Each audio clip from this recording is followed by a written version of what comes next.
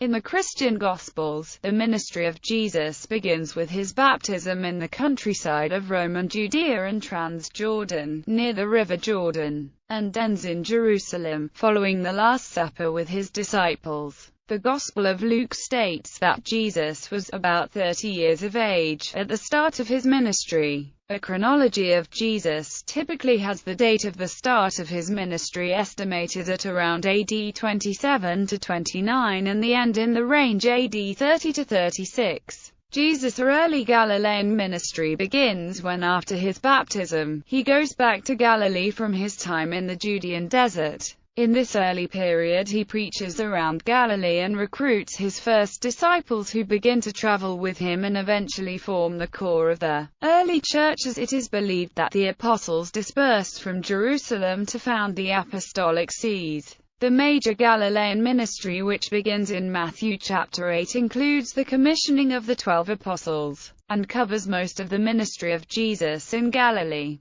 The final Galilean ministry begins after the death of John the Baptist as Jesus prepares to go to Jerusalem. In the later Judean ministry, Jesus starts his final journey to Jerusalem through Judea. As Jesus travels towards Jerusalem, in the later Perian ministry, about one-third the way down from the Sea of Galilee along the river Jordan, he returns to the area where he was baptized. The final ministry in Jerusalem is sometimes called the Passion Week and begins with Jesus' triumphal entry into Jerusalem. The Gospels provide more details about the final ministry than the other periods, devoting about one-third of their text to the last week of the life of Jesus in Jerusalem. Overview. The Gospel accounts place the beginning of Jesus' ministry in the countryside of Roman Judea, near the river Jordan. The Gospels present John the Baptist's ministry as the precursor to that of Jesus and the baptism of Jesus as marking the beginning of Jesus' ministry, after which Jesus travels, preaches and performs miracles.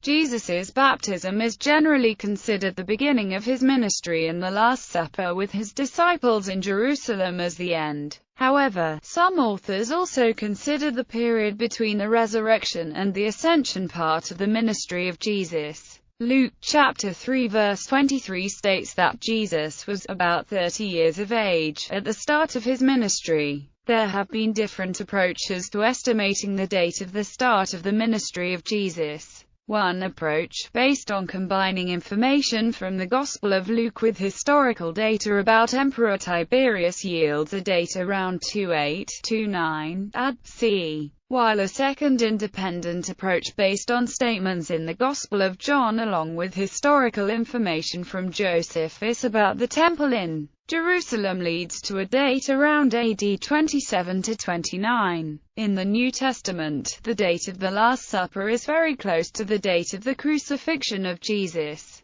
Scholarly estimates for the date of the crucifixion generally fall in the range AD 30 to 36. The three synoptic Gospels refer to just one Passover during his ministry, while the Gospel of John refers to 3 Passovers, suggesting a period of about 3 years. However, the Synoptic Gospels do not require a ministry that lasted only 1 year, and scholars such as Kostenberger state that the Gospel of John simply provides a more detailed account. During the ministry of Jesus, the tetrarch ruling over Galilee and Perea in this period was Herod Antipas, who obtained the position upon the division of the territories following the death of Herod the Great in 04 BC. Baptism and early ministry. The Gospels present John the Baptist's ministry as the precursor to that of Jesus and the baptism of Jesus as marking the beginning of Jesus' ministry. In his sermon in Acts chapter 10 verses 37 to 38, delivered in the house of Cornelius the centurion, Apostle Peter gives an overview of the ministry of Jesus,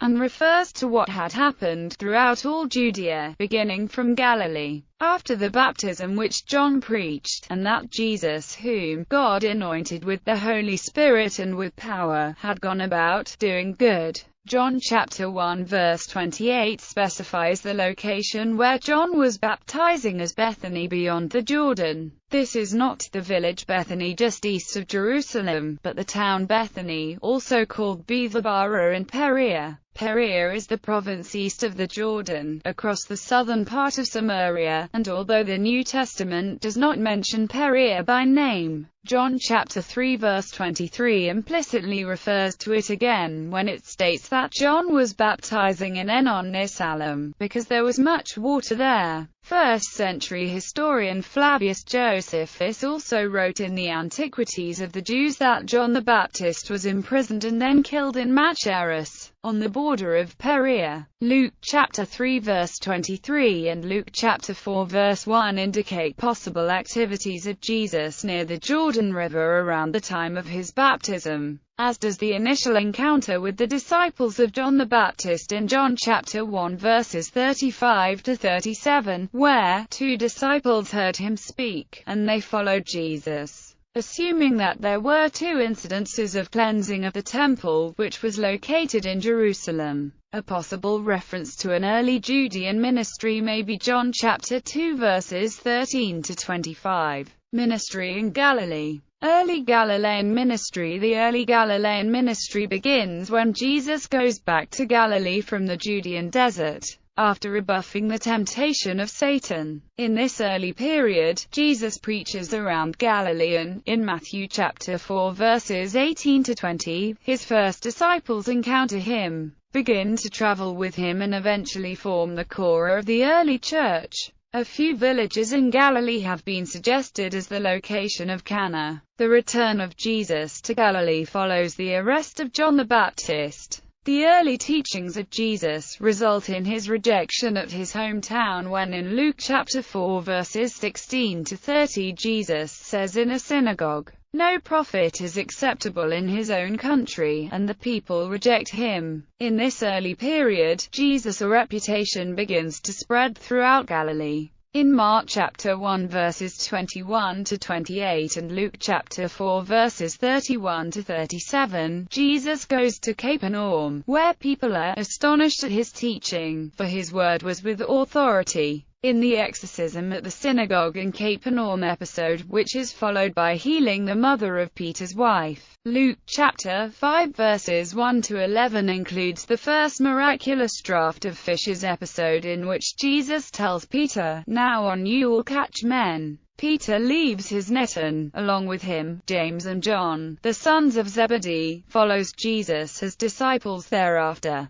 This period includes the Sermon on the Mount, one of the major discourses of Jesus in Matthew, and the Sermon on the Plain in the Gospel of Luke. The Sermon on the Mount, which covers chapters 5, 6 and 7 of the Gospel of Matthew, is the first of the 5 discourses of Matthew and is the longest piece of teaching from Jesus in the New Testament. It encapsulates many of the moral teaching of Jesus and includes the Beatitudes and the widely recited Lord's Prayer. The Beatitudes are expressed as 8 blessings in the Sermon on the Mount in Matthew, and 4 similar blessings appear in the Sermon on the Plain in Luke, where they are followed by 4 woes that mirror the blessings. The Beatitudes present the highest ideals of the teachings of Jesus on mercy, spirituality and compassion. Marriage at Cana, synagogue in Capernaum, first disciples and miraculous catch of fish. Sermon on the Mount. Major Galilean ministry. The Major Galilean ministry, also called the Great Galilean ministry, begins in Matthew chapter 8. After the Sermon on the Mount and refers to activities up to the death of John the Baptist. The beginnings of this period include the centurion's servant and calming the storm, both dealing with the theme of faith and fear. When the centurion shows faith in Jesus by requesting healing at a distance, Jesus commends him for his exceptional faith. On the other hand, when his own disciples show fear of a storm on the Sea of Galilee, Jesus instructs them to have more faith, after he orders the storm to stop. In this period, Jesus is still gathering the 12 apostles, and the calling of Matthew takes place in Matthew chapter 9 verse 9. The conflicts and criticism between Jesus and the Pharisees continue, e.g., they criticized Jesus for associating with publicans and sinners, whereby Jesus responds, "It is not the healthy who need a doctor, but the sick." "I have not come to call the righteous,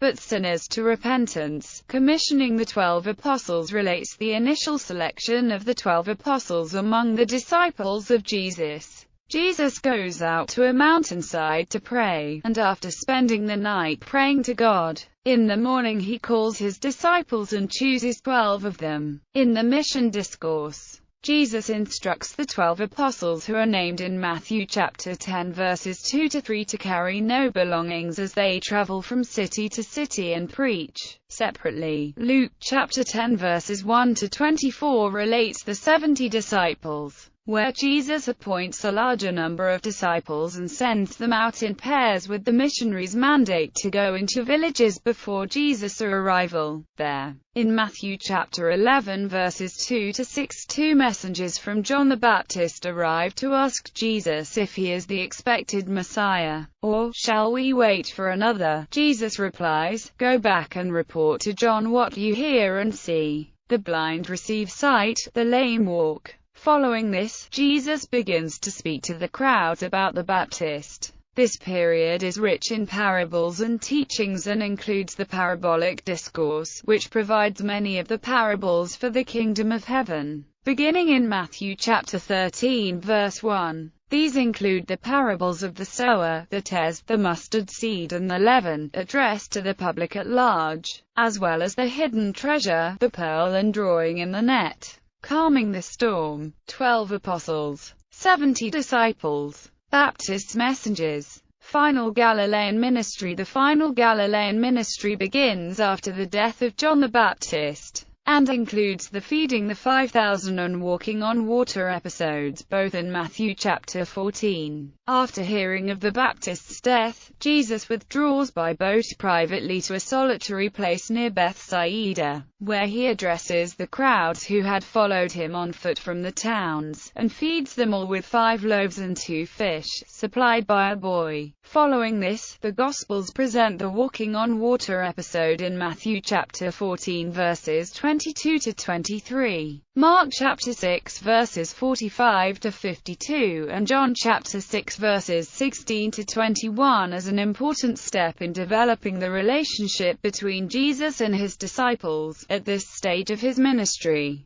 The episode emphasizes the importance of faith by stating that, when he attempted to walk on water, Peter began to sink when he lost faith and became afraid. At the end of the episode, the disciples increased their faith in Jesus, and, in Matthew chapter 14 verse 33, they say, "Of a truth thou art the Son of God." Major teachings in this period include the discourse on defilement in Matthew chapter 15 verses 1-20 and Mark chapter 7 verses 1-23, where, in response to a complaint from the Pharisees, Jesus states, "What goes into a man's mouth does not make him unclean, but what comes out of his mouth, that is what makes him unclean." Following this episode, Jesus withdraws into the parts of Tyre and Sidon, near the Mediterranean Sea, where the Canaanite woman's daughter episode takes place in Matthew chapter 15 verses 21-28 and Mark chapter 7 verses 24-30. This episode is an example of how Jesus emphasizes the value of faith, telling the woman, "Woman, you have great faith. Your request is granted." The importance of faith is also emphasized in the cleansing 10 lepers episode in Luke chapter 17 verses 11-19. In the Gospel of Mark, after passing through Sidon, Jesus enters the region of the Decapolis, a group of 10 cities southeast of Galilee,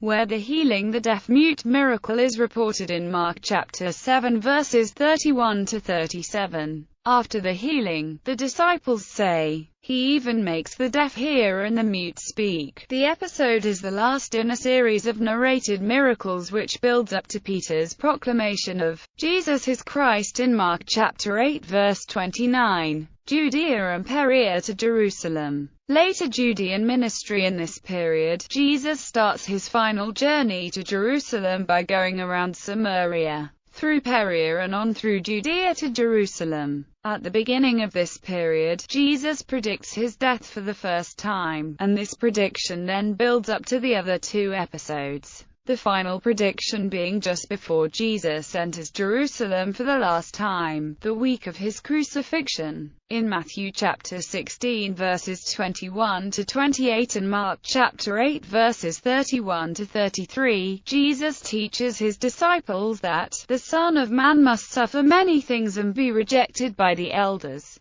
chief priests and teachers of the law, and that he must be killed and after 3 days rise again. Later in this period, at about the middle of each of the 3 synoptic Gospels, 2 related episodes mark a turning point in the ministry of Jesus: the confession of Peter and the transfiguration of Jesus. These episodes begin in Caesarea Philippi, just north of the Sea of Galilee, at the beginning of the final journey to Jerusalem, which ends in the Passion and Resurrection of Jesus. These episodes mark the beginnings of the gradual disclosure of the identity of Jesus as the Messiah to his disciples, and his prediction of his own suffering and death.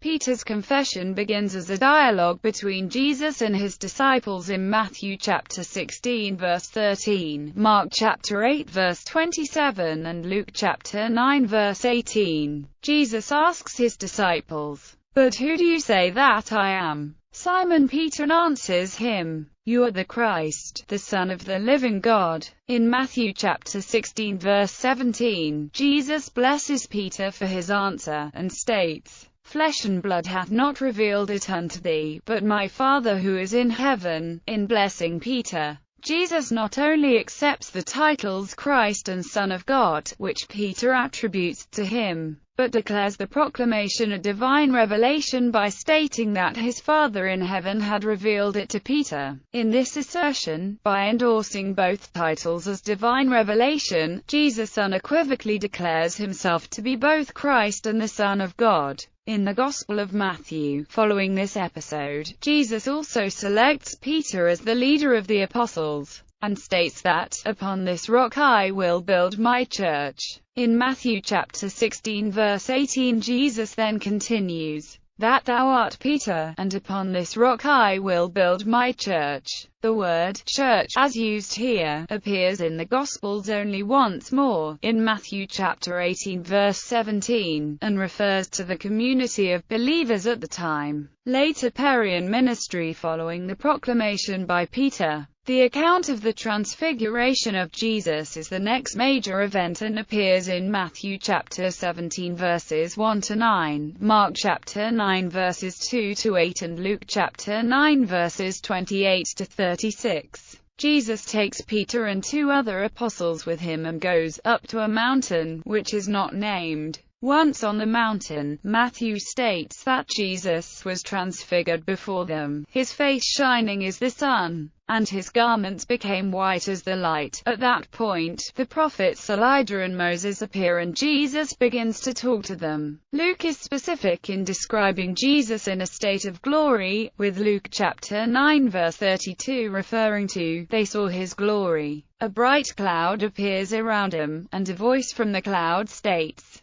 'This is my beloved Son, with whom I am well pleased, listen to him.'" The Transfiguration not only supports the identity of Jesus as the Son of God, but the statement, "Listen to him," identifies him as the messenger and mouthpiece of God. The significance is enhanced by the presence of Elijah and Moses, for it indicates to the apostles that Jesus is the voice of God, and, instead of Elijah or Moses, he should be listened to, by virtue of his filial relationship with God. 2 Peter chapter 1 verses 16 to 18 echoes the same message. At the Transfiguration, God assigns to Jesus a special honor and glory, and it is the turning point at which God exalts Jesus above all other powers in creation. Many of the episodes in the later Judean ministry are from the Gospel of Luke, but, in general, these sequence of episodes in Luke do not provide enough geographical information to determine Perea, though scholars generally assume that the route Jesus followed from Galilee to Jerusalem passed through Perea. However, the Gospel of John does state that he returned to the area where he was baptized. And John chapter 10 verses 40 to 42 states that many people believed in him beyond the Jordan, saying, "All things whatsoever John spake of this man were true." The area where Jesus was baptized is inferred as the vicinity of the Perea area, given the activities of the Baptist in Bethabara and Anon in John chapter 1 verse 28 and 3:23. This period of ministry includes the discourse on the church, in which Jesus anticipates a future community of followers and explains the role of his apostles in leading it. It includes the parables of the lost sheep and the unforgiving servant in Matthew chapter 18, which also refer to the kingdom of heaven. The general theme of the discourse is the anticipation of a future community of followers, and the role of his apostles in leading it. Addressing his apostles in Matthew chapter 18 verse 18, Jesus states, "Truly, I say to you, whatever you bind on earth shall be bound in heaven, and whatever you loose on earth shall be loosed in heaven." The discourse emphasizes the importance of humility and self-sacrifice as the high virtues within the anticipated community. It teaches that in the kingdom of God, it is personal humility that matters, not social prominence and clout. At the end of this period, the Gospel of John includes the raising of Lazarus episode in John chapter 11 verses 1 to 46, in which Jesus brings Lazarus of Bethany back to life 4 days after his burial. In the Gospel of John,